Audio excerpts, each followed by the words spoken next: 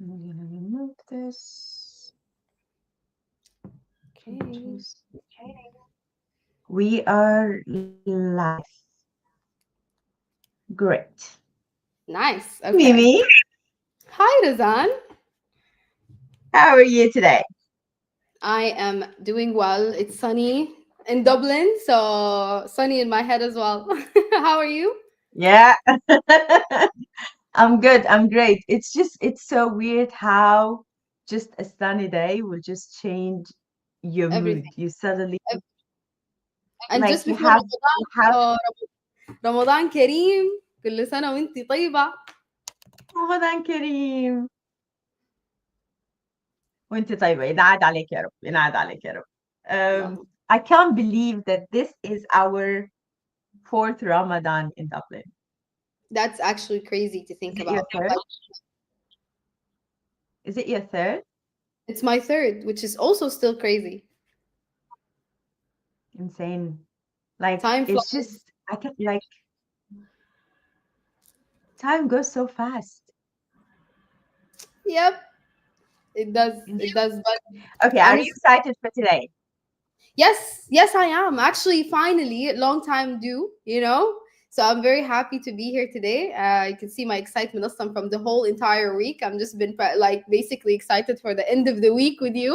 And then also like tomorrow is a new chapter of Ramadan, yani. So this is khitamuhu misk, you know, like we're ending with a great, great, great note on the day. So yeah, I'm excited to be here and Ham- thank you so much for having me. حمرمات حقيقي. Yes. Just information. Yeah, I think 2025 is very eventful, we can say. It's and I think especially for us Muslims or especially for people in the Middle East, like everything is happening in the first quarter of the year. Like we have Ramadan, we have Valentine, we have Mother Day coming, we have International Women Day coming. So Yes. there's so much things happening. And as you said, this is a very long overdue. I'm so excited we're doing this. And I believe this is going to be an epic one because knowing you and knowing me, I think this is will be very interesting. I have set of questions that I want to go through, but I think in a lot of time we're just going to go with the flow. Yeah. I am going to take 1 minute just to connect Instagram for us here, and then we are ready to go. Give All me right. a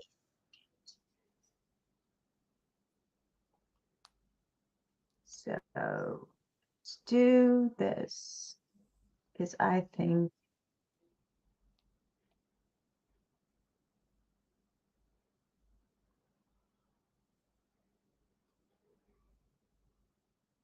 I don't know why Instagram is the only one that you have to go live and then you can actually go live there, but Okay. we're doing it anyway. Cool. I think we are now live on Instagram. Are Okay. we? Social. Not really. Me and my internet.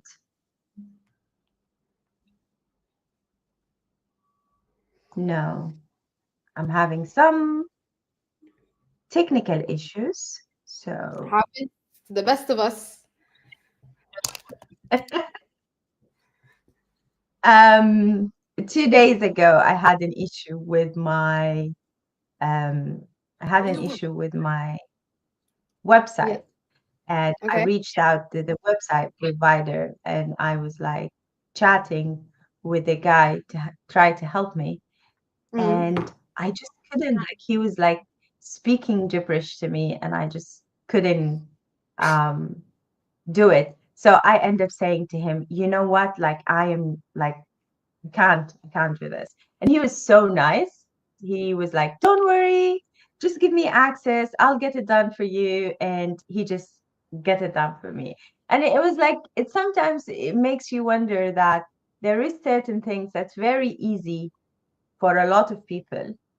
Mm. Easy peasy, they can do it like and it's just quite difficult. Yes, we're live on Instagram, and I think We are also live on LinkedIn. Yep. Yes, great. All is in place. Okay, And we're here. yeah, Mimi. So, Mimi Meaad, what do you want me to call you today? Meaad. To those who can call me Meaad, then Meaad. Because Okay, obviously cool. I have that love relationship with my name. So, like, if you don't know how to pronounce Meaad, then it's me to you. Okay, cool. So I can do the aid. So Meaad. Yes. Yes. Today we want to talk about a lot of things. We want to talk about you. We want to talk about how did you end up working for Google. We want to talk about what do you do at Google. We want to talk about being a content creator. We also want to talk about being loud and being bold and being in a good way, in a good sense, right? Yeah. And we want to talk about what do, how can young, smart, talented girls, Sudanese or non-Sudanese who are watching us today, what do they need to do in order to win big in life? And we also want to hear about what do you have hidden or coming in Yeah. 2025. So let's just start with you telling, yay. Let's Let's start with you telling people who are joining us today who you are, what you do, and we get it from there. Okay, thank you so much for having me, Rizan, and welcome to everybody who's just joining now, who have also been watching the series with Rizan for a while for now. Thank you for joining in. Also, a little bit about me. Is that what the question was? Then I could start off and tell you. I'm originally from Sudan. Sudanese, raised in the UAE all my life. And when it comes to did I know, am I going to be working for Google? Absolutely no. Not a part of the plan. I've never actually thought. If you talked to me 5 years ago, okay, do you see yourself working this like in this company from like now? I'm like, it's not even in my plans. Okay. I do know that I've lived my life in a rush all the time. I've always come to the next, what's next, what's next. So if you know me from my personal life, if you're watching me and you know me from school, if you're watching me and you know me from a long time ago, you know that I've always dabbled in so many things at the same time. It was just a part of who I was. And yeah, being a part of Google was not actually the plan, but it kind of my journey was just kind of like, pieces of bricks that just built itself to becoming who I am today. And I guess Google is just a part of my journey, and there is more to come. So I'm just accepting where I am at this moment as well. So yeah.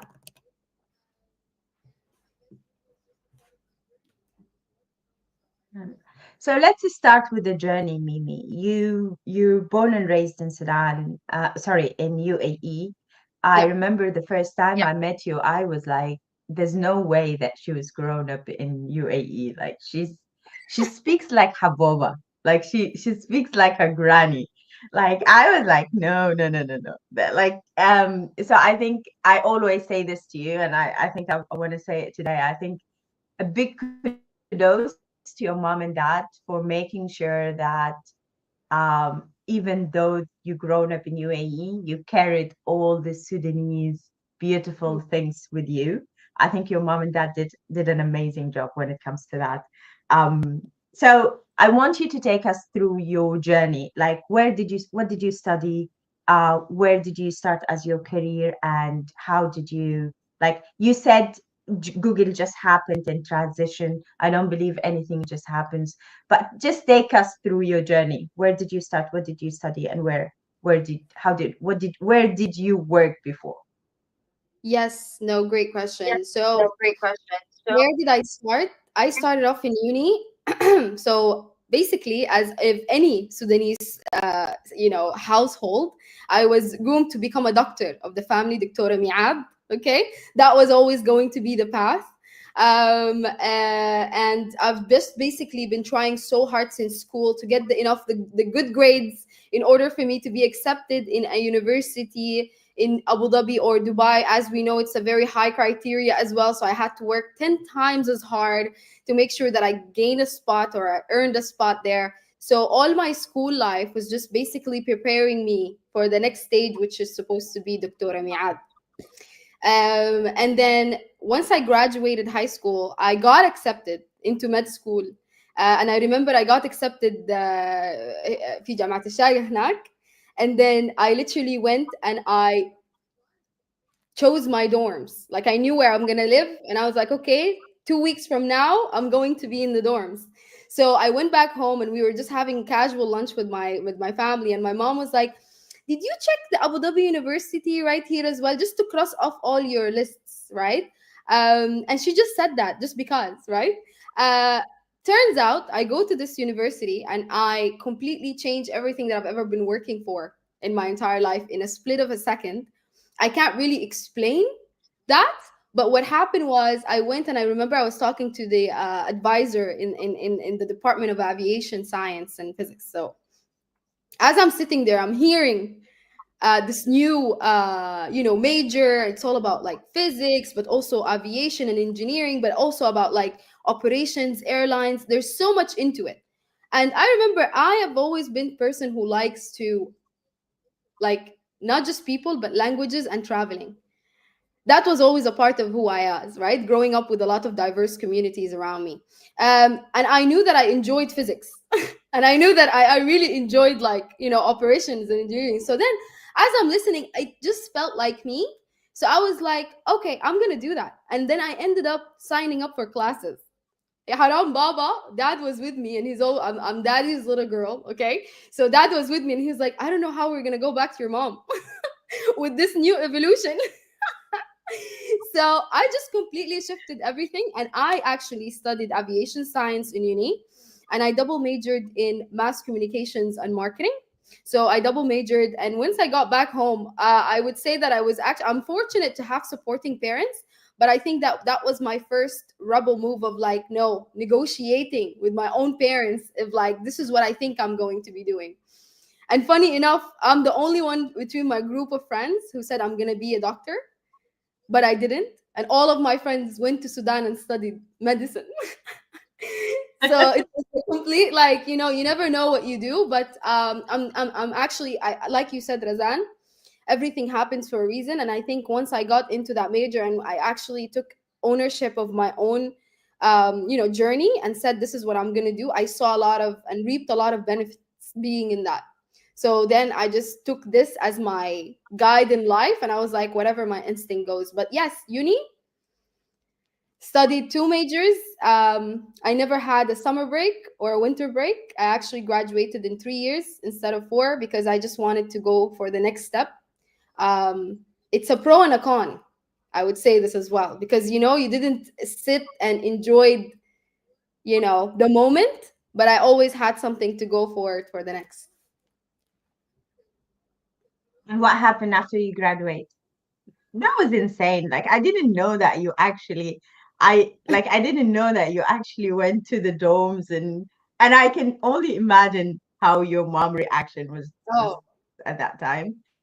But I think, as you said, when you know, you know. I think there's a defining moments in our life where you kind of just decide that this is what you wanted to do. I remember when I was the opposite of you. I knew that I didn't know what I wanted to be, but I knew that I don't want to be neither a doctor or an engineer.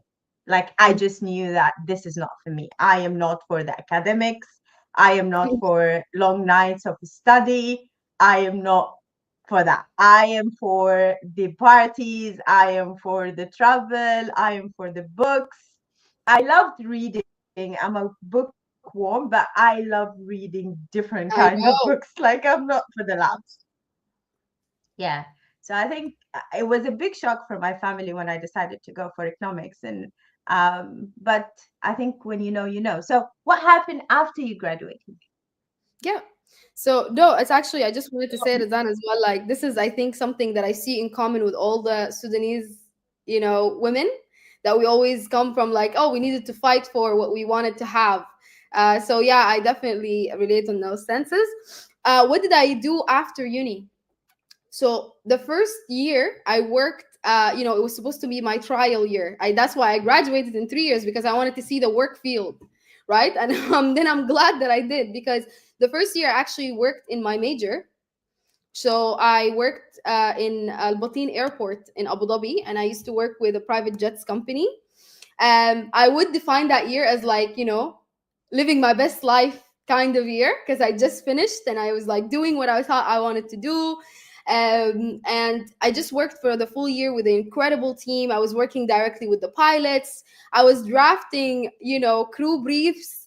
I was flying on those. So it was actually the best time in that sense. But also, it was a year where at the end of it, as it's approaching the end, I realized that this is not something I actually want see myself doing for 10 years or 15 years. And then I realized they had the rule in aviation. They said, it counts with your gray hairs. So, as like, basically, I believe in progression. I believe in growing as you go. And I don't, I've always faced the challenge of, like, oh, you're the youngest in the room, maybe you don't have an input to put here. I always had, the beginning of, you underestimate me because I'm young. But I always had to fight through that. So when I heard that saying as well, how I saw the career plan goes and drafted for me, my value of progression did not fit in there. Okay. And at the same time, I realized that in order for me to become like what I've also developed to be, like, getting my CPL license to be a pilot, I realized that I have to let go of a lot of personal goals in order to achieve that. And that wasn't that wasn't worth it for me, so I had to choose. So then I actually completely did a pivot in my career at the end of that year, and I started working in marketing, which is my other degree, which is just marketing and mass comm. And I knew that I had a love for people. I had a love for complex to and storytelling, based on my also content creation life that I live on the side, right? So I knew that I have a passion for that. So then I started working in marketing. I worked with few agencies in Dubai. It was also a pivotal year in my life, because that was the first time I moved out of home.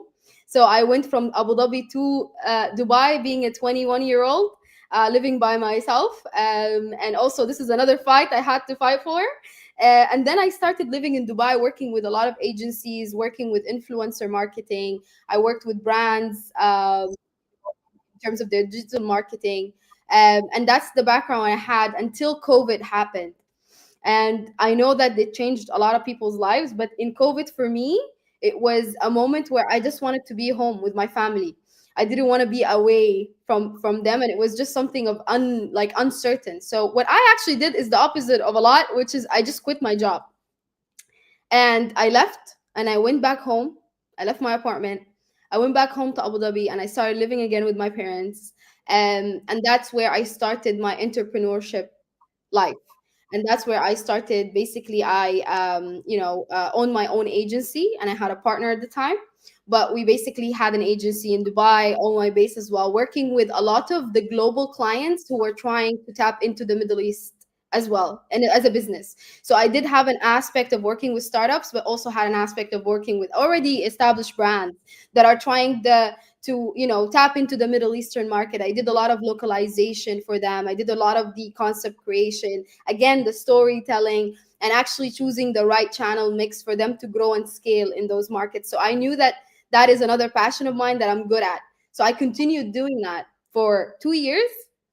And this is when Google came as well. So as I was actually in the middle of this, I had a team of innovative people, of like basically people who are close in my circle, but they were people who like basically inspired me.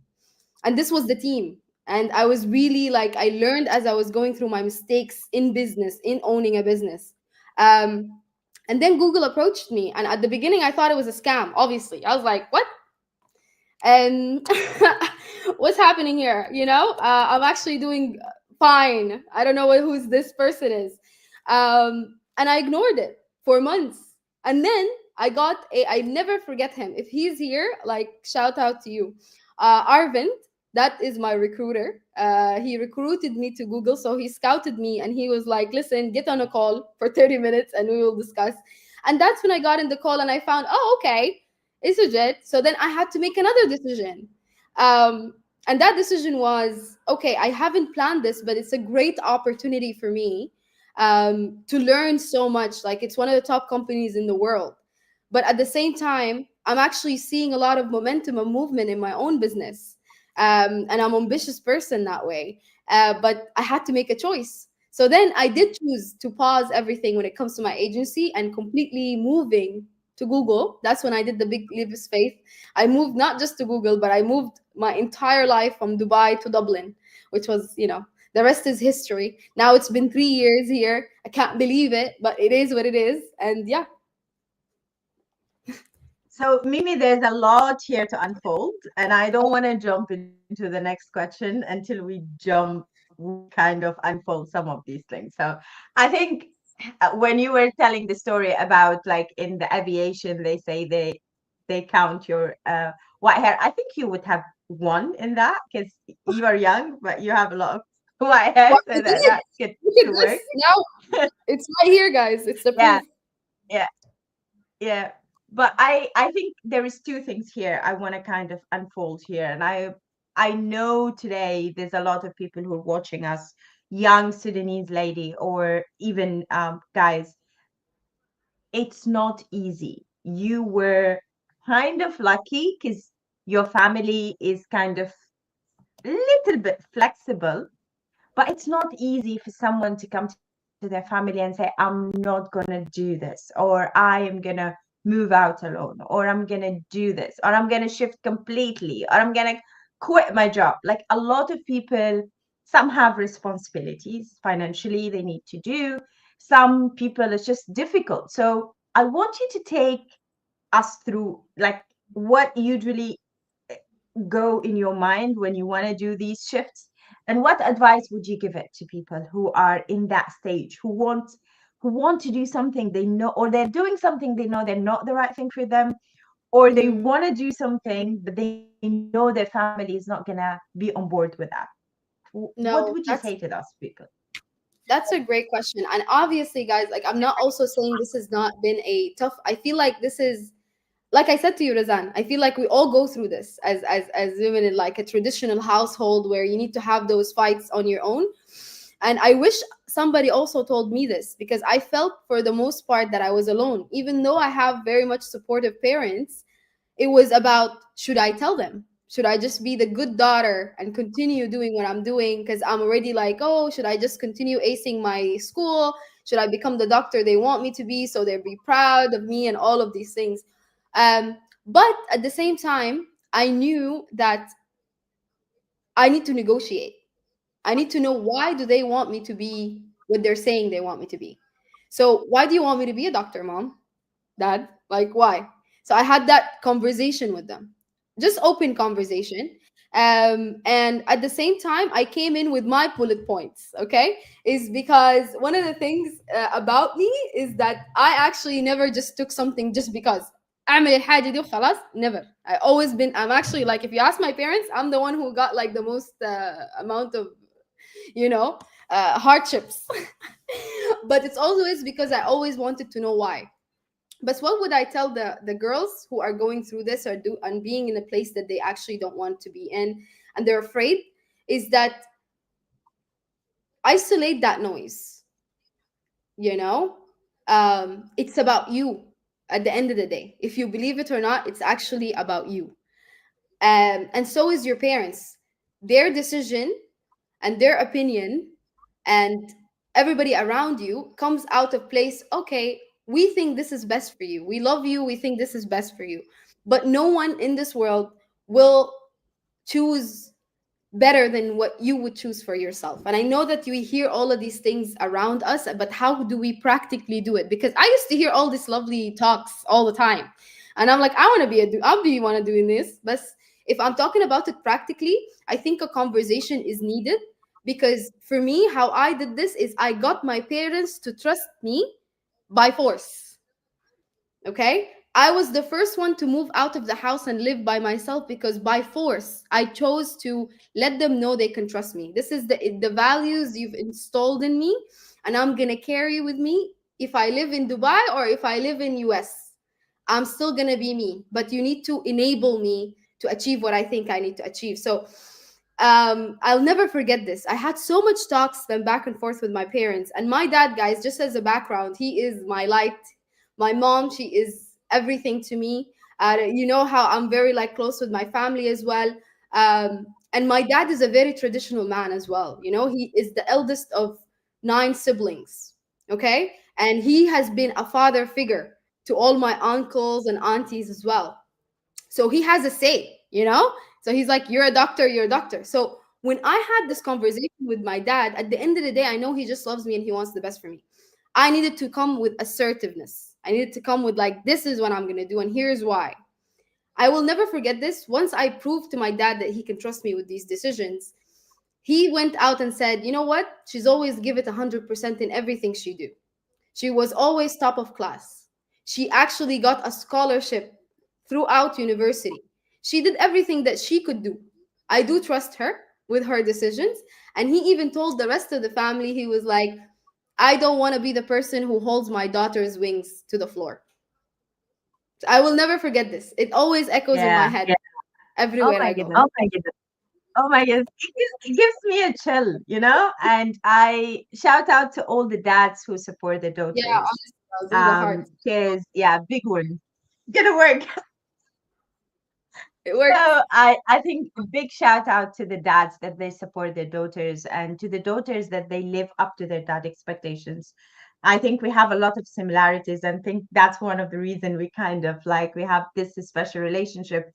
Because it's a similar for me with my dad. Like my dad never clipped my wing. I grew up in Tuti, very conservative place. I was the first one in my family to live in Dubai alone, outside of Sudan. But he gave me that space, and I had to always live up to that. I had to be so good in whatever I'm doing that I cannot be dismissed. Like you cannot do that. So I think that's kind of so for the ladies out there, I always tell a story that when I first got my job at the hotel, I was freshly graduated from the Khartoum universities, and I got a job in a hotel. And my mom was so angry that for the first 6 months, every single day I came back from work, she gave me a lecture of how disappointing was that. And later on, that became one of the things that she was proud of and she spoke of. So I'll say the journey is not going to be easy, but you have to prove yourself. You have to stand your ground and do that. And I'm so happy that you did that, Mimi. Mimi, now I want to talk about you just said about uprooting yourself from Dubai, moving to Dublin. We both know how different is this place. I Oh, think that's the so only the name is different. So you literally uprooted yourself from a place where you've been brought up there, moved to first of all a new country, new company, new career. So there's a lot of transition, and we have a really question from Hadil asking about tell us about career shifting, moving from one place to another. But I also want you to talk to us about how, what was the challenge get into a tech company, a giant like Google, yeah. and how that transition looked like for you? Yeah. So it's a great question as well from the chat. So I'm going to try and like tackle this. Is that um, for me on my journey? Obviously, different journeys are like and different stories are there. But for my side, I always wanted to give it 100% of whatever I'm doing. I needed to become an expert in that. So being focused in one thing and giving it 100% and becoming the goal, like basically the go-to expert. So they would know, oh, you have a thing with that, Mimi could help. Mimi's good at that. So I always became, you know, the go-to when it comes to a certain skill set. And then I grew those skill sets. So when it comes to shifting careers, right? I did mention in the room that Google wasn't the plan. Google kind of just came. in my journey. And how did that happen is because Google focuses on hiring the top talent, but also focuses on hiring entrepreneurships, right? Entrepreneurs, people who are owning their industry, or they are pioneers in one certain things, right? So if you're thinking, for example, about applying to Google or applying to any of the major tech companies here, you need to really think about how are you viewing your career, right? So one thing that I would say, become an expert, right? Become an expert in a skill set that you can actually add the value in and get known for it, right? When I'm saying get known for it, there is multiple ways to do that, but I find the best is helping others, right? Giving that value just out there. One of the things I remember doing, even though I had the agency, I used to work for free for a lot of the clients that I had. And I used to work for free for them because I needed to know and get the network going into, you have to have that genuine connection. It's not a transaction. So I wouldn't be like, okay, this is what it is. But how that helped me is my name was being said in rooms that I wasn't in, right? So then I was getting approached by a lot of these different people, or companies or startups that they wanted my input in something. And of course, when I'm doing that job, I'm also doing it at 100%. I don't really like to just do something half-assed, right? But how I would tell you about shifting careers, first of all, you need to have the intention in place. Put your intention and work towards that intention. Completely have that tunnel vision towards what's happening, but also say yes to everything that is going to direct you towards that intention, right? When I'm saying that is basically opportunities, events, networking events, communities, projects, whether that's something that is, you're going to intern in, or something that you're not going to intern in, you're actually going to just add value to the team, community contributor. Really think outside of the box, because I feel like nowadays it's such a competitive field, right? So how do you really distinguish yourself is by having a unique journey that is unique to you.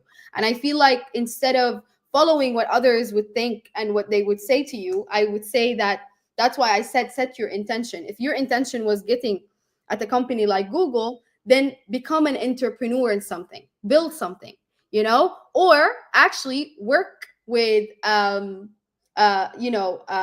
your community or your network that you have currently, and add value to that.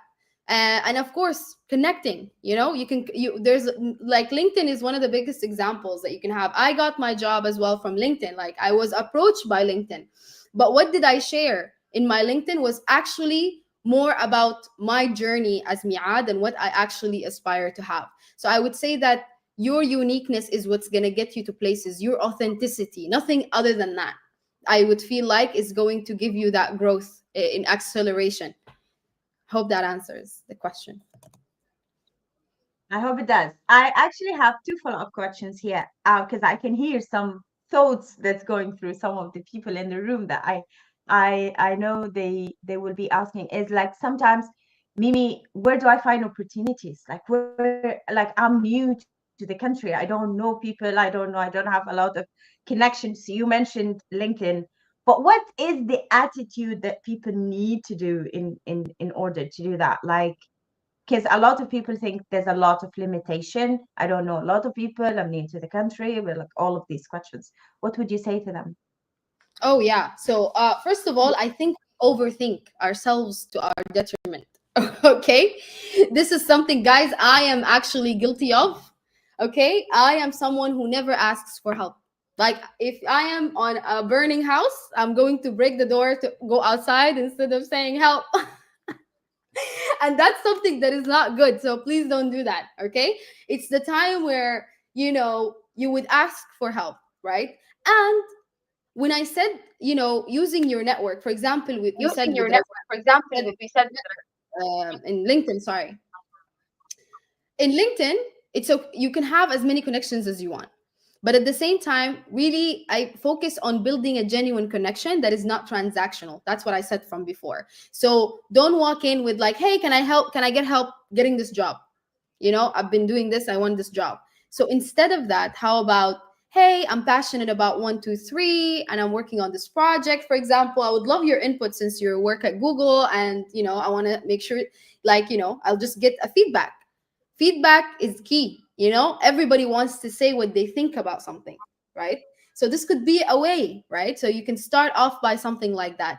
But I would definitely say always what I've learned, is that when I'm approaching someone, they need to actually also, I need to approach them actually being genuine. It's not that, oh, I just need this job, or can you help me with this, or can you help me with that? Just to remember at the same time that everybody has their own plan for themselves, right? Everybody has their own path, their journey, they're busy.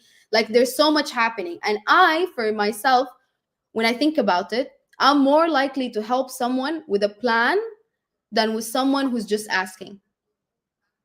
And I think that's very important to know.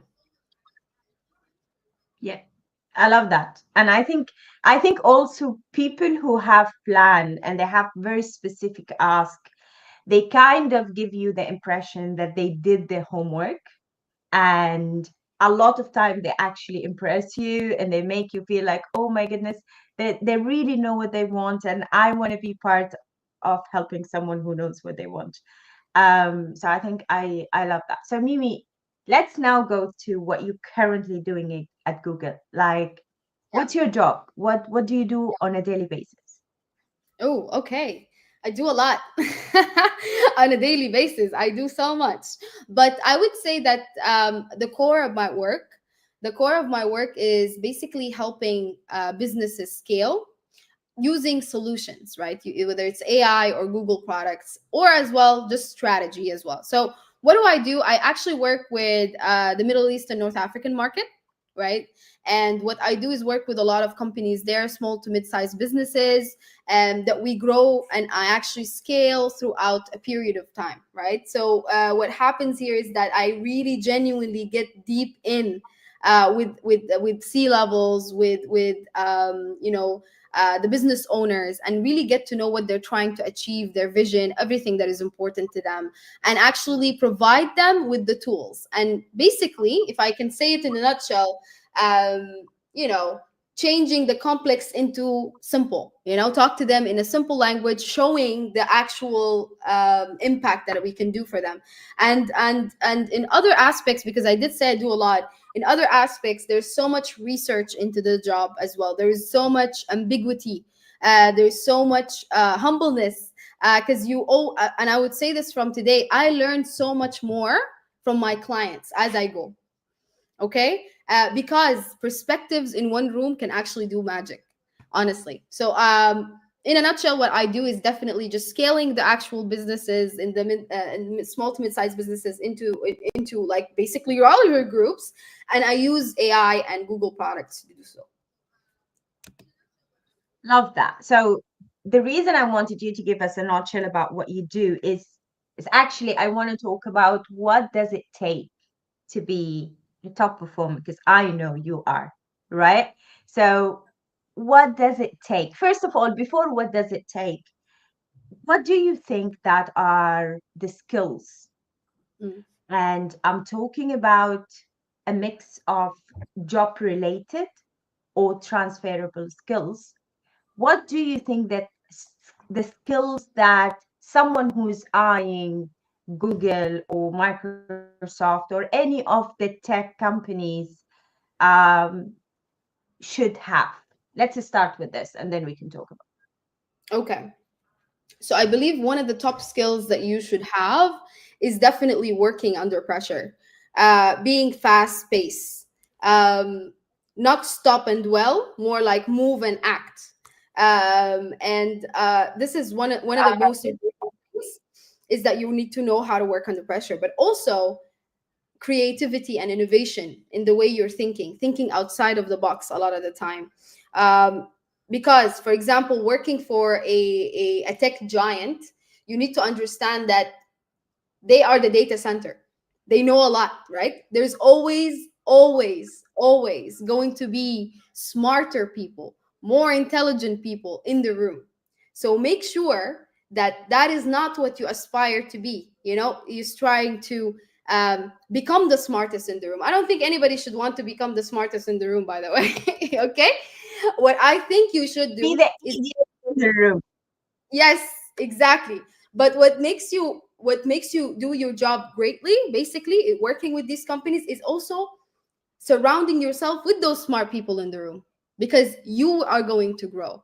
But one of the things that is super super important, I think, as well, working, like if you're intentional about working for Google, or all of these different places, is that you need a big sense of feedback and ownership. You need to be able to accept feedback, and you need to also at the same time have ownership over your work. And that is great, because you learn from mistakes always, but you also need to have ownership in order to have impact, right? So if you are like, basically, I would say, when I'm talking about ownership, is just like, okay, this is a skill that I'm not so good at, I would like some help here, right? I don't know how to do this, can you just jump in, help me with those different things. If you know something, it's not about just talking about what you know. Identify a gap, a problem in the room, and try to do active things to solve that problem without being asked. That's what I'm saying, is that always have initiative. So if you're someone that is a problem solver, critical thinker, those are really great traits as well to have, and to work on. And of course, strategic thinking, but also teamwork, collaboration. You need to actually know how to cross collaborate, because in my job, I do so much of the relationship building that is actually crazy, right? I need to cross collaborate with our product team, with our different things, with my clients, with different teams per day. So you also need to know how to build those relationships and also act on them.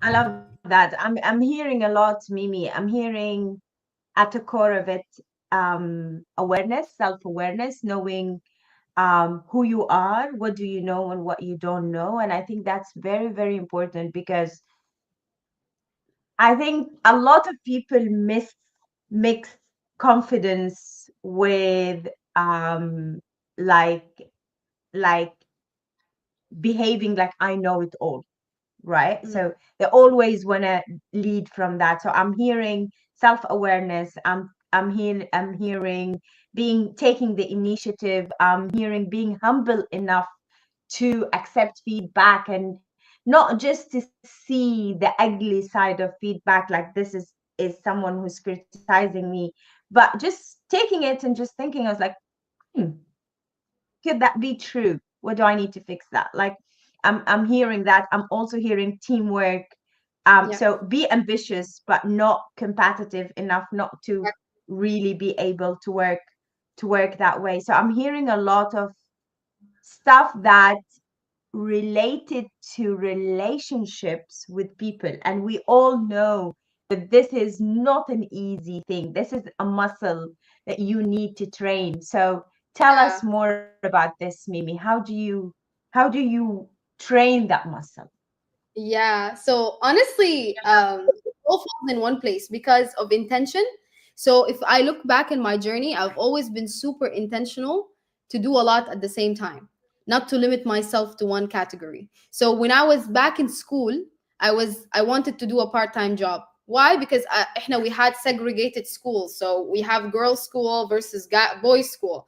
And me thinking ahead, I was like, I need to know how to have a workplace with the other people. Okay, I don't know, like, my whole experience is just people I grew up with, and No, I've no experience with strangers. It's just I play with my cousins, with my brother. Where is the strangers, right?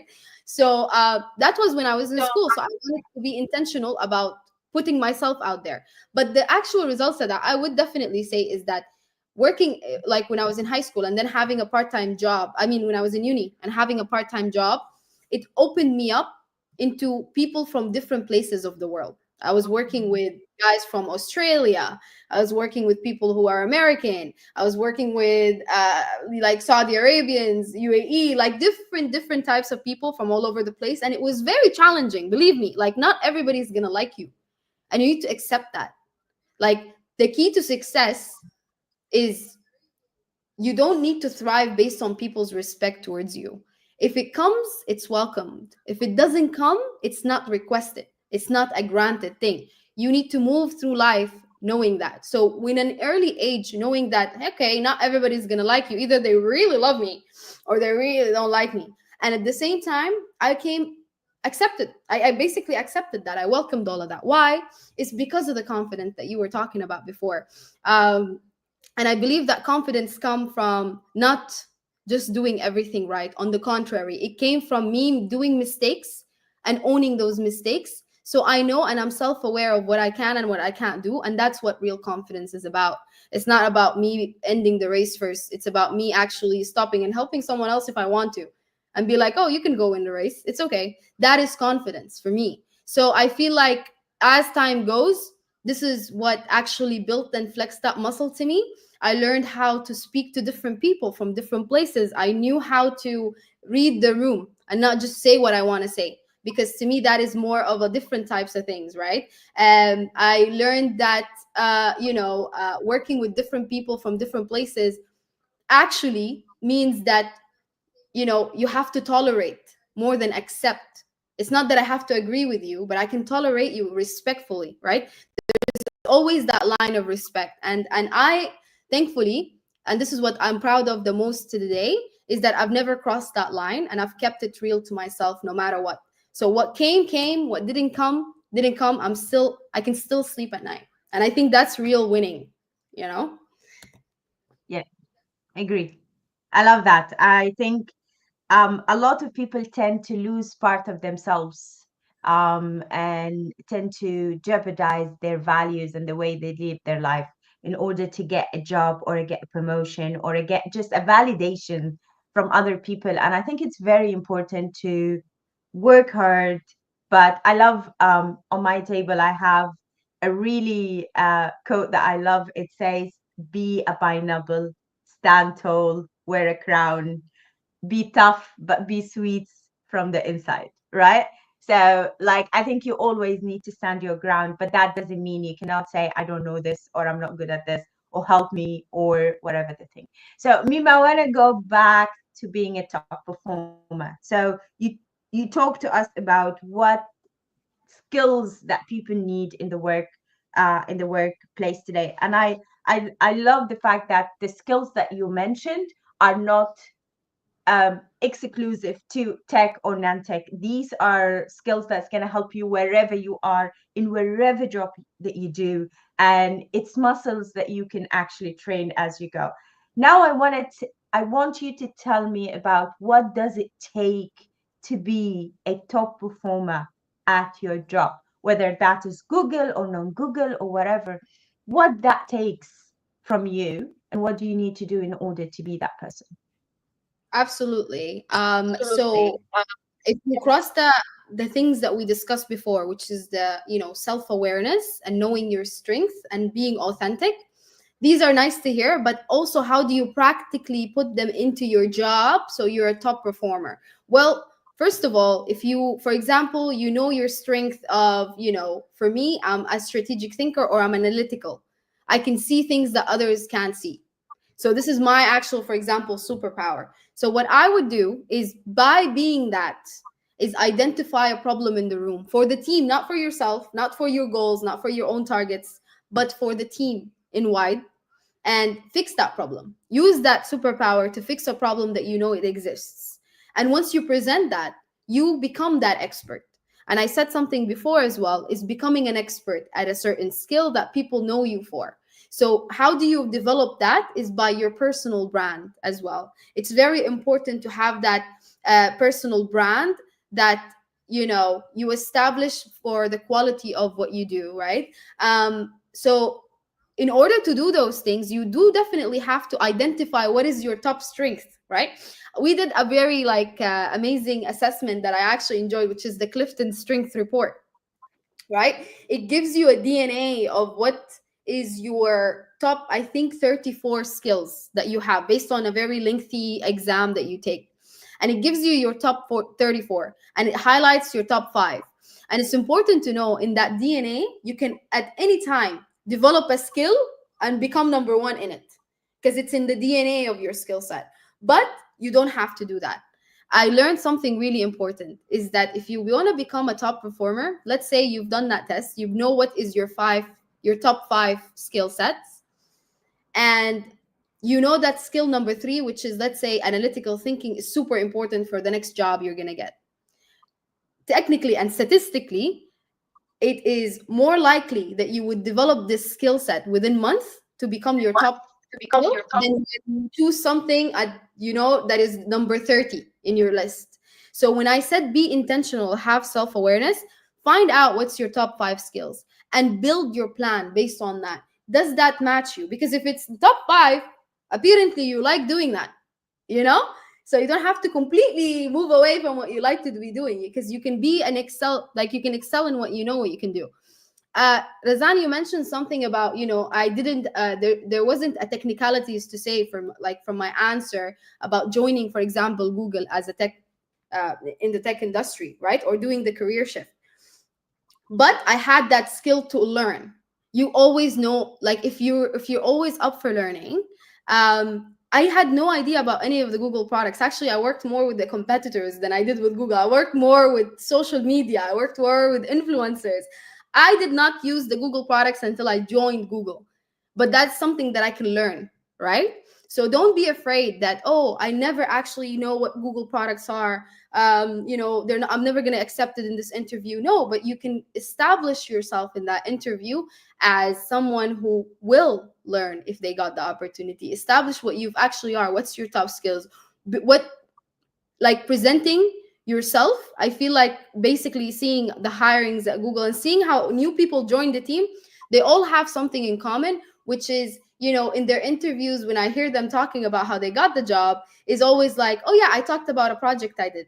I talked about something that I was really focused in. It was actually not about that alone. So I think it's very important to share this widely, is that once you know your top skills and you want to become a top performer, you need to be intentional about what you grow, what you prioritize, what do you deprioritize, and at the same time, what do you create with this? Because you can't just have it and keep it and wait for something to come your way. You have to create something, whether it's a post on LinkedIn that is talking about a new project that you're going to do, whether it's at a community that you build. You don't have to do it alone. You can create a team. Hey, I'm good at this, I need someone who's good at that, let's create this app. you know Whatever that is that you have, try. And I think trying is going to get you and open doors that wasn't there before, but it will give you that visibility. So visibility is very important. And another, what do they say? Closed mouths don't get fed. Yeah, closed mouth don't get fed. So do your part, and be loud. I'm loud. They know I'm loud. So be loud. It's okay to take space in We're the all loud. Yeah, I love that. I think we'll talk about your loudness in a bit, but I really loved what you're saying. I think we are being conditioned since very early age to focus on what we are not good at, right? yeah, So in the school, you're not good at math, then they will get you a tutor to be good at math. I think I remember my dad had the shock of his life, um, when I was in secondary school, and I actually failed math on my first year of secondary school, and my dad, who's an engineer, literally had a shock, and he got me a special tutor. And for me, I end up majoring in statistics, and math is actually my core now. But the thing is, it took, like, I had to do so much to get better at that. And there's a lot of people who love history, who love geography, who loves things not yet, like, the fact that you are not the first in the class does not make you stupid. I think that's, and I think a lot of people say, oh, I don't know this, I need to do a course before I do this. I think, and that's why I love Clifton Strings. That's why I love people to understand what your strengths and play to it. If you're yeah, good at speaking, make something big out of it. If you're good at analytics, make something big out of it. Because you're good at it, it's easy to develop it, to build it, and you go. You just gonna go far away. I love that, and I love the fact of, like, we grow so much by helping other people. Don't gatekeep, share it with the world. I think that's a great advice. Mimi, now I want to kind of shift into a different space than the work. I want to talk about being loud and being bold, Mm, and I want to talk about. Uh, you said it beautifully. Closed mouth don't get fed, and I want to link that to something that we have. There's a lot of misconception that when you talk about what you are good at or how good you are in a certain things, it's like bragging, and mm, bragging is not good. So that's one. For the loudness, girls shouldn't be loud. Black shouldn't be, oh, black is so loud. Our girls need to be quiet and nice, and you need to ask in a nice way. Some people who just get intimidated by other people, they just tells you like you just so loud because they just intimidated by you filling that room. mm. And I loud doesn't mean being disrespectful, right, to others. It's just being you. So I want you to tell me about that. I want you to talk to the girls out there, the women who are watching us today, to the men who's watching us, to reconsider how do they look at us and the Yeah. way that we behave. Let's talk about being loud, being bold, being filling the rooms. Well, let's just say something, yeah? If you're being noticed, that means there's something about you worth noticing. Okay? So this Yeah. is the first thing, right? Obviously there is a bit of things that I want to talk to you guys about, okay? When it comes to being loud, right? Because there's always a great thing about it, but also there's extreme part about it. And I think it's very important to understand what it is. Like Razan was you like what you were mentioning is like what's the actual fine line between, arrogance and also just being, confident, right? About things. Well, it's not arrogant if it's facts. Okay? So if it's facts, it's not arrogant. It's actually you stating facts. However, pick your battles. Okay? This is very, very important, I would say, is pick your battles. Remember when we were talking about confidence, you don't actually need to prove yourself to each and every person out there. You can leave some people thinking the way they want to think. So being loud is not just like responding and reacting. It's not reacting aspect. Being loud is making an impact, changing, progressing. It's not actually reacting. So if it's about reacting, we will remove that out of our table. We will not react. So what we want to do is establish ourselves and grow based on facts. So don't be afraid to say what you're good at and what you've been doing for your for like as your achievements. You see a lot of people do say their achievements, but there's a certain bias in people's head, whether that's like it's uncontrollable, or whether it's like conditioned by culture, or whether it's conditioned by nationality or region, or it's just different type of biases, right? As we know. But there's always this thing of like, oh, somebody else can say their achievement and you wouldn't look at them as being arrogant. You'd be like, wow, this is such an impressive person, but someone else might look differently or behave differently, and they would talk about their achievement and you're like, khalas, like, why are you saying this? Like, we already know, like, or you should just stop talking. So it's important to know that there's a relation here with the bias part. And that's why I said pick your battles, because you don't need to prove yourself to everybody. Now, let's talk about a situation where you want to grow and you know that you're doing really well at what you're doing, and you're there, you're ready for the promotion, you're ready for the next move, you're ready for the level up. You need to become your self advocate. Um I had a session this morning with 9-year old, like year nine, which is like 13, 14-year old girls who are in school in London. And they were like in the time to choose their major, like what are they going to major in? So I did tell them as well, be your own hype woman.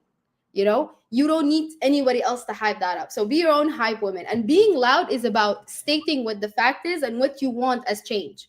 So if I'm here speaking with my manager, I believe I deserve this promotion, I'm not just going to come and say what I feel and believe. That's not it. What you come in with is the facts. You come in with your contributions, with your achievement, and you have 100,000% right of stating all of your achievements that you've done in the past period. And let me tell you one more thing.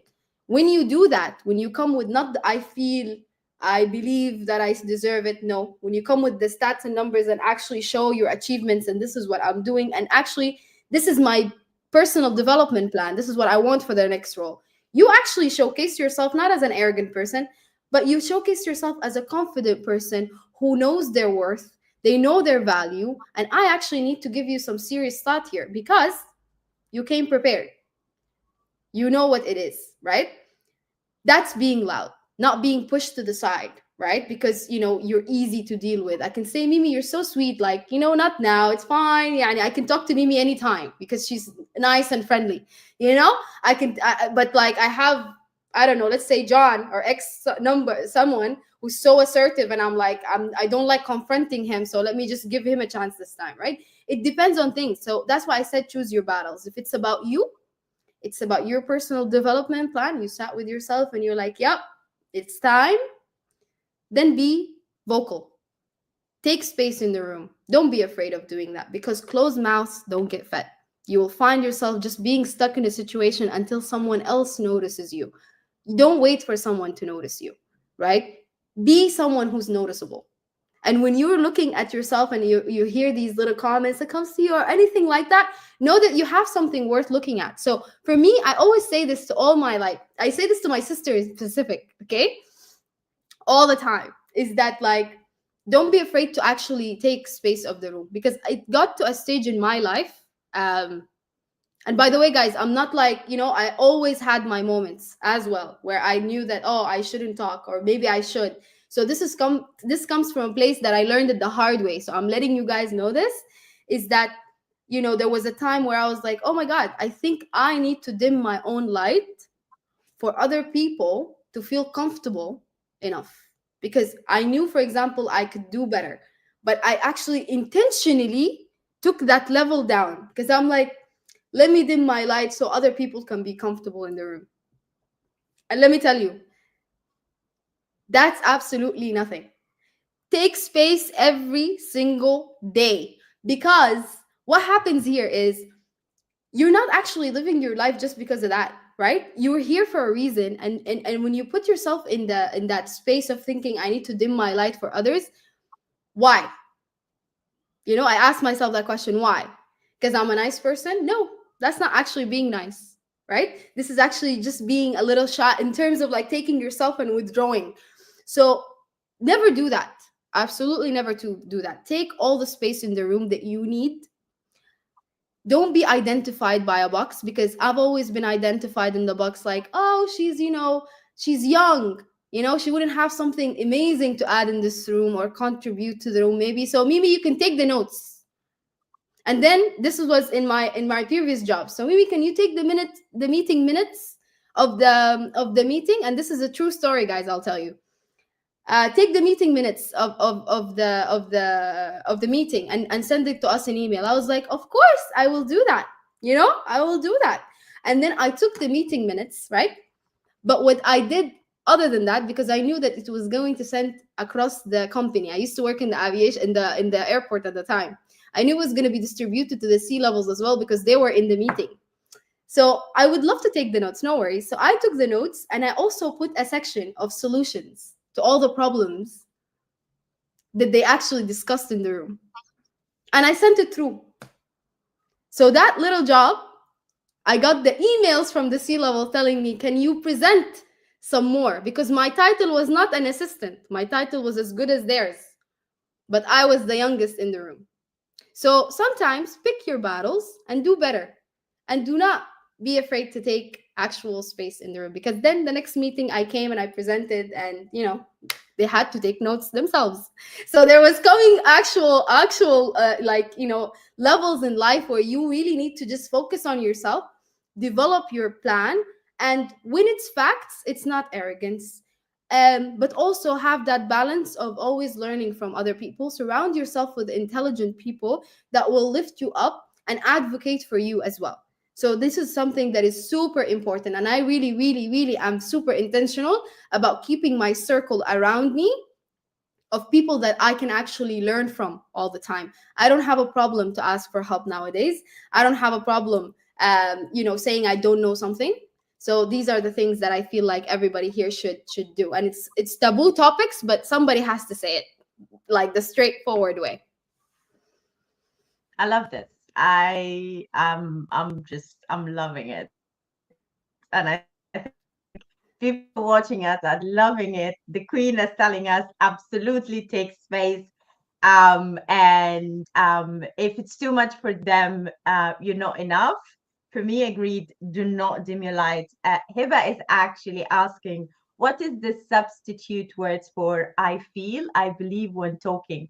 So if I took I feel and I believe out, what should I put there? What do you think the word they should do? Let's do the play, the role play. We're in the meeting. Razan, my man, I'm your employee. I'm coming to you. I need to talk to you about this, right? I'm not gonna come to you and say I feel, Razan, that I deserve a Feels promotion. familiar. Yeah, I feel like I know, I believe that. So the alternative here, Hiba, I would say this is that you would come into the meeting and I will ask Razan a question. I'll be like, hi Razan, would you mind if I take lead on this meet one-on-one together? Be like, oh, okay, you want to take lead on this? Okay, please go ahead. What happened? So number one, I have demonstrated that I am going to take the lead on this. So she needs to give me her active listening, right? She needs to now listen to what I have to say. Then when I'm presenting, I would state facts. I would start with, I've been working for 3 years in this company and I've had three several managers as well. It's been, I've worked on this project, and then you take it through and you actually take ownership of that meeting, sharing your results, sharing your achievement. She's just there now because she's listening to what you have to say. Because at the beginning, you set the tone of that meeting. What do you think, Razan? I love that. And I think people a lot don't understand. I've been a manager for so long that I can actually like I could confidently say that I met all type of employees, wherever they are. I manage people who are older than me, younger than me, ambitious, non-ambitious, doesn't give a fuck, like all of that. Sorry for my language. But I think what a lot of people think, and this is the mindset that a lot of people, they think the world and people and their managers owes them something. No one owes you anything. If you want something, go get it yourself. So if you want that promotion, you need to come to the room and say, I want to take lead on that room. And you need to come up with everything listed with numbers, and everything shows why do you deserve that promotion. You might not get that promotion, but next round you will get it, because they know that even if your manager did not consider you, or if there's someone else, even if you don't get it, go back to that room and say, hey, I didn't get it, I understand, what do I need to do in order to get promotion? Yeah. And then go back the time after with doing that. So I think go out of that victim mentality, like just go out of that victim mentality, go out from the mindset of the world owes you something. The world does not owe you anything, right? You owe it to yourself to do this. So I love the power move of coming to the room and say, would you mind taking the taking lead of that meeting? And that's actually taking lead of your future, taking lead of everything. So I love that, Mimi. um Mimi, apart from you being a full-time employee in Google, a top performer, someone who's doing so much, I know that you have other projects on the side, and I know you are a content creator. So how do you juggle all that? How do you balance? Why do you do it actually? Oh, I don't juggle, I don't balance. I learn how to all days, every day. I think Madeline says your business case for the promotion is crucial, which is absolutely 100% agree to that. Before it's very again, It's facts, right? If it's the fact, then you can, and you can do that, right? Obviously, before everything, you definitely, like Madam was saying, your business case is crucial. You need to establish yourself as the expert. You need to make sure that you are the best at what you're doing.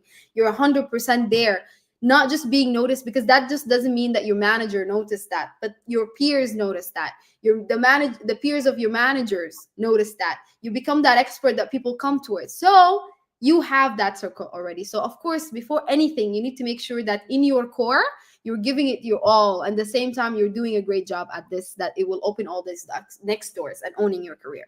But to your Azan, I'm actually learning as I go. Am I actually posting, for example, in content as much as I would love? No. I'm learning how to do that. I'm learning how to juggle as I go as well. Why do I do content? So it all started with a funny thing, is that, like, I have a passion for storytelling from an early age. Okay. But I remember when Instagram was popping up at that time, I've never taken content creation seriously up till like recently. Okay, because I started off by, I'm the biggest, like, I'm the worst texter. Everybody who knows here, they know that I'm a really bad, like, WhatsApp. I don't use WhatsApp that much. I don't use the texting that much. So like, I'm always MIA in that sense. So I remember how this was started as a funny story, is that, like, I had my friends requesting me on Instagram to follow me, and I will always forget to follow back. And then they're like, "Excuse me, you have us pending for a few days." And I was like, "You know what? Let me just put it public." So I put it public, and I started sharing my day to day and my perspective over things, and slowly I just saw that my actual profile has just like increased in follower. I got a platform, and it just grew based on just basically my perspective over things, me making mistakes, me going throughout a lot of different things, sharing a lot of different opinions that I have, but also like having a positive outlook of the world, because I always like to think about like the silver lining. I feel of like my content is actually a way to fill my cup every day. The way that it is a way that for me to fill my cup is that I feel better, positive when I actually give out an impact, or I receive at least one in DM saying like, "Mimi, you're so positive. You're actually like, you just made my day." This was usually accumulated throughout. But why do I do content? It's because I feel like it's something that I am, I've never actually given it a full actual uh, go ahead from before, but I feel like I have this certain connection with people. I love languages. I love people. I understand people.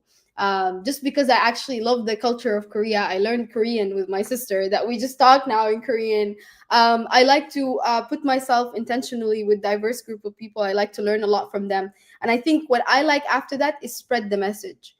I want to spread the message, with a title that is like, okay, I'm a daughter of the world. That's what I call myself, a daughter of the world, because I really believe that we're moving towards more of like a diverse world where everybody's divided. When at the end of the day, we're all like daughters and sons of all of these different things of the world. So I like to be an advocate for a different messaging. And I think that I want to, like, just like today's session, Razan, I would like to give value and impact in a world that became so much more superficial, became more into the surface. And I feel like I want to dig deeper with everybody that I meet. Even the conversations with strangers that I have, it's always on a deeper level. And I think that we've slowly lost that sparkle. And I think doing content is provoking for me. I want to provoke ideas. I want to have an impact in that sense. And especially for back home, like, for me, I would have loved just to do the whole content for me, like especially just teaching other girls who come back from the same side of me in Sudan, about so many different things. But at the same time, it always has that different, challenges. So I'm still learning as I'm going with content as well. So I think that this is also important to say. But yeah, I enjoy doing it. I love that. And keep doing it. I enjoy watching your content. I was actually just noticed that we have questions and comments on Instagram, which Okay. is very confusing to look at, because I think next time I'm gonna get someone to actually notice that. But I kind of grabbed a couple of questions here. So Okay. we had a question from Tariq was asking, sometimes when we say yes to everything, we end up doing everyone else's job. And Mm. when do we stop saying yes and say no? Oh, that's an amazing question. It's an amazing question. Mm, So before, when I said say yes to everything, that is saying yes to everything within that tunnel vision you have. I know, for example, I want to become a product manager, let's say. I need to make sure that anything that will help me step closer into that role, I'm going to say yes to. I'm not going to limit myself just because, I don't know how to do a certain thing. I will learn how to do the certain thing. Let me give you a live example. For example, you want to become a product manager, and someone from your network said they wanted help. This product manager wants help in this certain project. It's okay if you don't have background, they just need to have someone to assist them with different things. You're out here discussing with yourself, I don't know how to do that. I don't want to, like, embarrass myself. So I'm not going to do that, but I really wanted the job. So that's a mistake. That's something you should have said yes to. That's something that you should have built yourself up to, right? But the fine line about, if I say yes to everything, then I end up doing everybody else's job. That's something is gonna happen. Okay, I'm sorry to say this, but in the work here as well, you're gonna actually end up in a lot of times doing everybody else's jobs. But guess what's gonna happen, right? What's gonna happen is, now you learned how to manage people.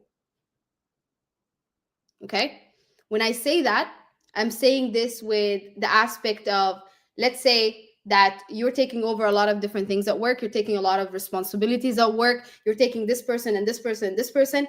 I know now what is this person and this person and this person do, and now I can do what they do. So you've actually developed in that aspect.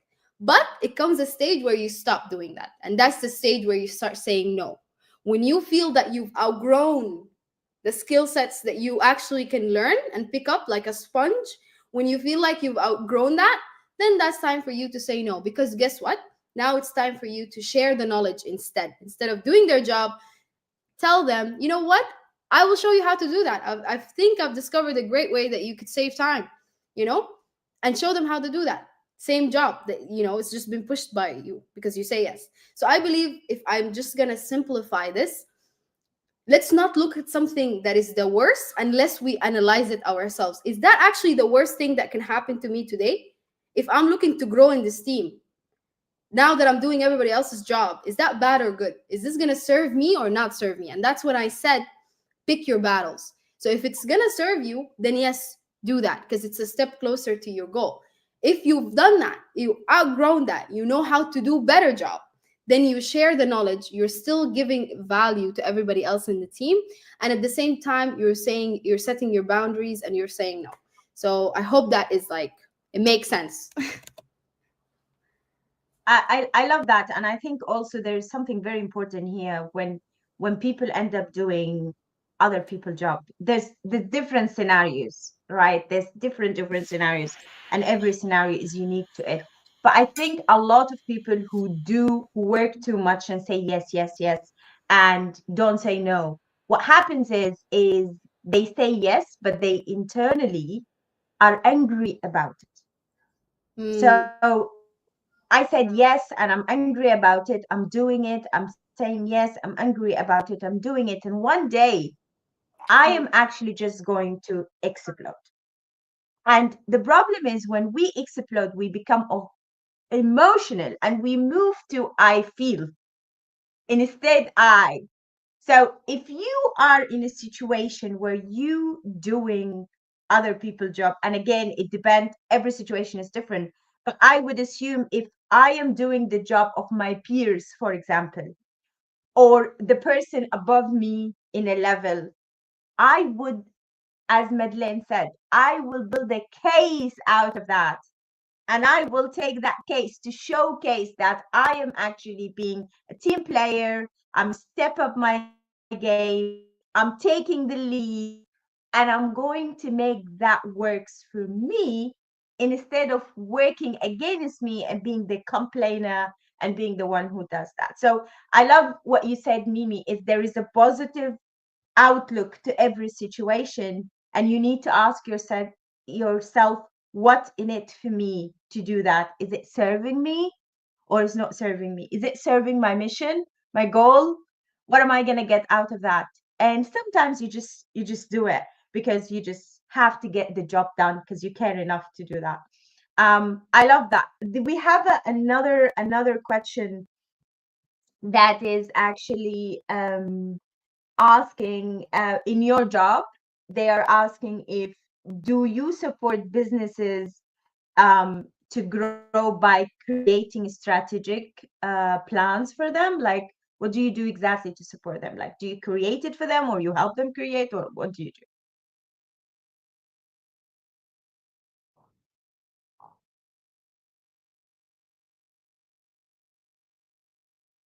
Mimi, we lost your voice. I think you need. Oh, yes, you can hear me now. That's weird. Yep. Yes. I said, basically, I do a bit of both on those things. Sometimes I create their strategic plan, basically knowing their, business objectives, marketing objectives, and then I help create and draft that plan. But other times I modify the plans that they already have set. Because again, when we're working, like basically working with Google, we are the data center of the world. So sometimes I just help them, switch the direction to more of a data decision, like data driven decisions, right, where you understand the when we're talking about businesses, it's important to understand different things when it comes to those factors, right? The market researches, different actual aspects of their digital efforts. So what I do, I come in with all the data to help them basically create their business plan, and also put my own input in that, helping them, basically being an industry leader here. So yeah, I do a bit of both. Sometimes I create it, sometimes I modify it, sometimes I let them know what they should be doing based on these actual objectives. So yeah. So, Mimi, working full time, being a top performer, and then I want to do create content. I want to go out and enjoy life. I don't want to work too much. I want to be able to do a lot of things. How do you balance everything together? Okay. I would actually say that recently I've reached that. Before, I was just like crazy working workaholic, right? And I think we've all have been there. But it's important to say that because it's important for me to show you guys that you can grow out of it. You can reach a balance, right? It's not that impossible when you're really looking into it. So how do I have that balance? Number one is saying no, for the person who got there. Once you actually reach on these different stages and you know what is your next step, now everything that is within my next step, I say yes. Some things that are just coming on the side and I don't have time for, I can just say no, thank you, as well. And this is the first part, and the second part is also being intentional with my time. Like if I'm clocking out, I'm clocking out. There is nothing that will bring me back. This would have to be something for tomorrow. Thank you so much. And it even got into the messaging. Like when I get a message from work at like 5:59, okay, sometimes I would just reply to that, thank you, that's a great question, I'll address it in the morning. So there is different things that you can actually put within your day that you will establish those things, right? Setting expectations with those. So this is when it comes to my work, right? When it comes to personal life, content creation, and all of these things, for example, I will have a day in the content, like a day in the weekend where I actually want to just do a content, right? So it's my content day. So I go out, do my content, and then come back. Family is super important. So I usually block time on Sunday to speak with my family as well, like every time. But how do you get that? It's time management. And I don't think that there's an optimal way of managing your time. I think there's an optimal way to continuously add different slots, add different things to like enhance how you actually spend your time. So I'm actually doing these active steps, but I think also good sleep is great. I know that we don't hear that all the time, but good sleep, oh, you will wake up you will wake up ready for whatever comes through. So I think if you actually manage your sleep as well, that's a huge plus. And I know that it's not, something that is usually talked about, but good sleep does, and you heard it here as well. Because then you can actually have that energy to block out in terms of different things on your day. What else? As I said, life work balance again comes from, just making sure that you're intentional, saying no, get yourself a hobby, something you like to do. That's important as well. You need to fill your cup with something at least once a week, something that has nothing to do with work, has nothing to do with personal obligations. It's just something that you can do for yourself, whether it's taking yourself out on for the cinema. I usually say this: take yourself out on a date. So date yourself. You're gonna be stuck with yourself forever. So I'm definitely going to date myself all the time. So yeah, you have a one day in your week where you go out on a date with yourself. Take yourself So to the movie, everything.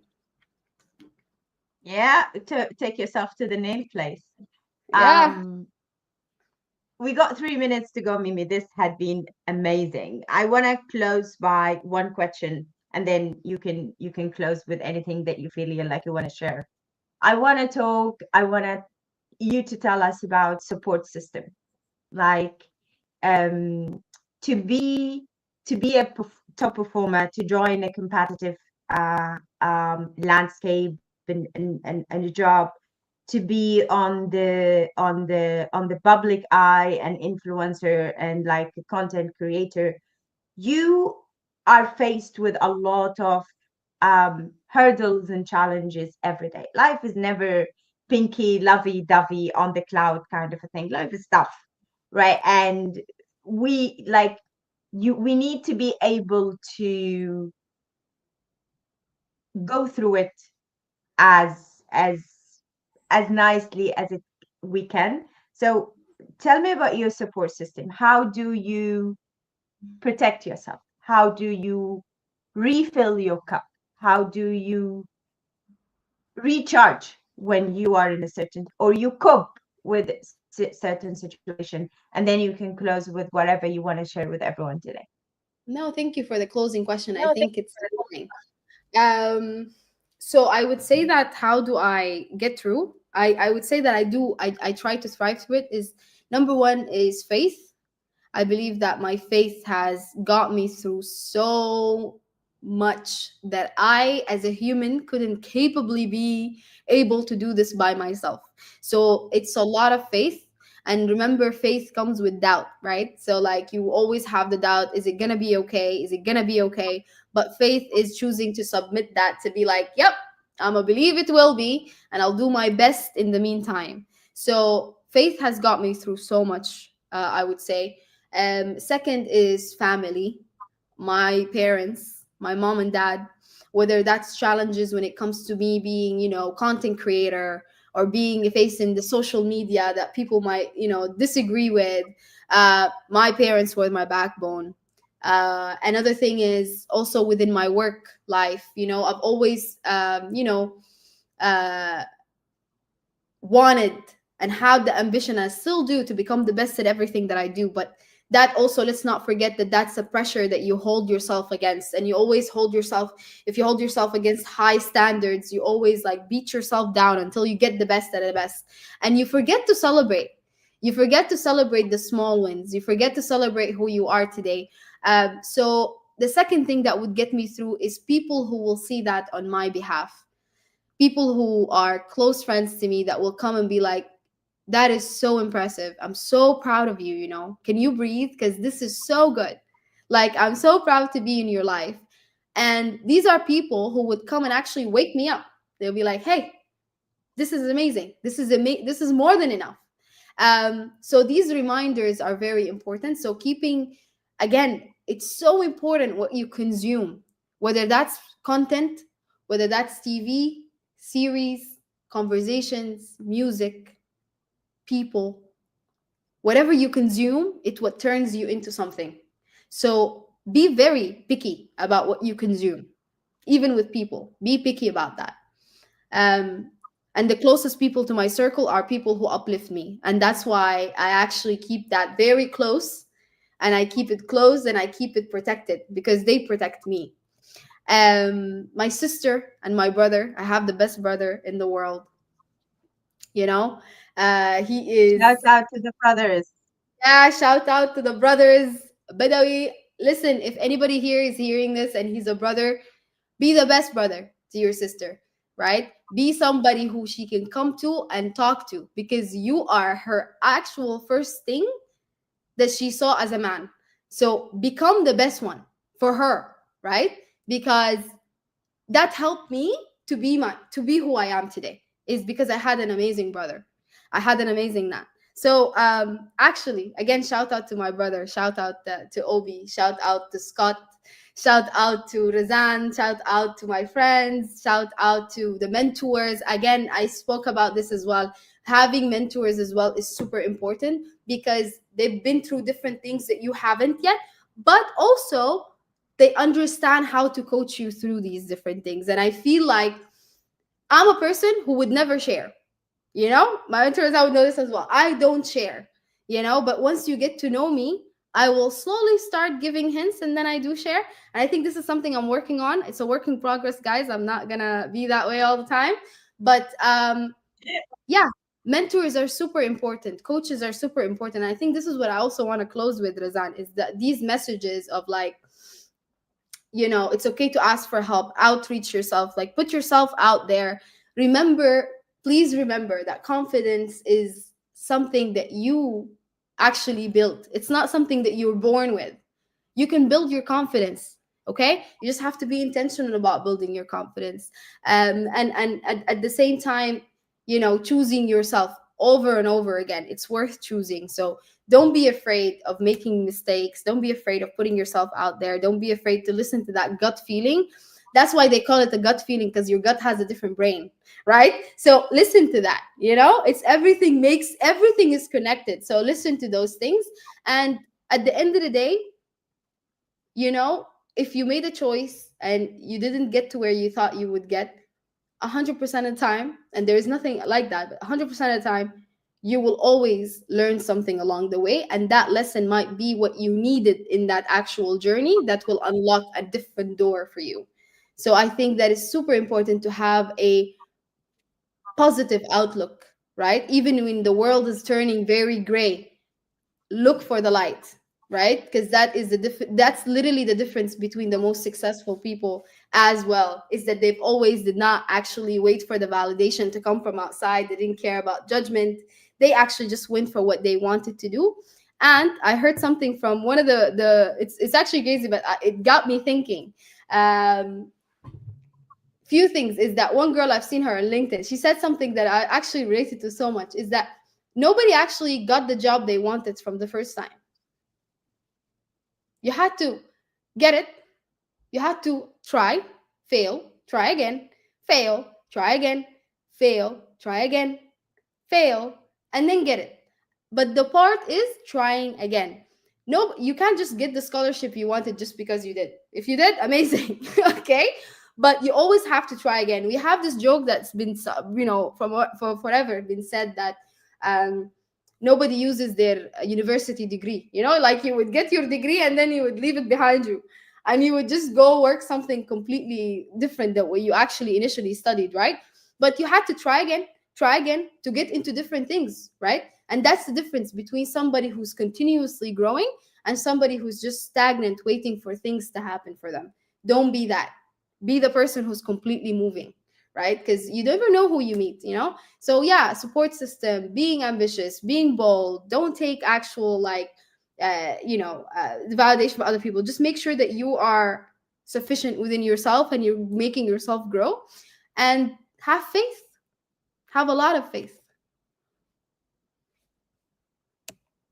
That's a beautiful message, Mimi. I love it. Thank you so much. And I think we become our thoughts and we become who we surround ourselves with. And if you want people to cheer you up and support you and be, you need to be that for someone.